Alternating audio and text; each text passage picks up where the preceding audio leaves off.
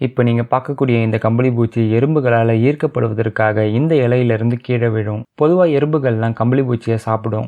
இப்போ விழுந்திருக்கக்கூடிய இந்த கம்பளி பூச்சியை எறும்புகள் சாப்பிடுவதற்காக அருகில் வரும். ஆனால் இங்கே தான் ஒரு மிகப்பெரிய விஷயம் நடக்க போகுது. கம்பளி பூச்சி அதனுடைய உடம்புல இருந்து ஒரு திரவத்தை வெளியேற்றி எறும்புகளுக்கு இரையாகாமல் தற்காத்து கொள்ளும். அது மட்டும் இல்லாமல் ராணி எறும்பு ஏற்படுத்தக்கூடிய ஒரு வகையான ஒலியை இந்த கம்பளி பூச்சி ஏற்படுத்தி இந்த கம்பளி பூச்சி எறும்புகளோட ராணின்னு இந்த எறும்பை நம்ப வச்சிடும். இதனால் இந்த எறும்பு இந்த கம்பளி பூச்சியை அதனுடைய எறும்பு கூட்டுக்கு எடுத்து சென்று உள்ள விடும்.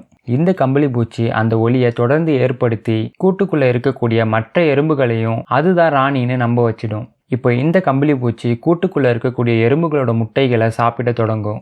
6 மாதம் கழித்து எறும்பு கூட்டுக்குள்ளே இருக்கக்கூடிய எல்லா எறும்புகளோட முட்டைகளை சாப்பிட்டு பியூப்பாவாக மாறிடும். 1 வருடம் கழித்து கூட்டுக்குள்ளே இருந்த கம்பளி பூச்சி பட்டாம்பூச்சியாக மாறி பறக்க தொடங்கிடும்.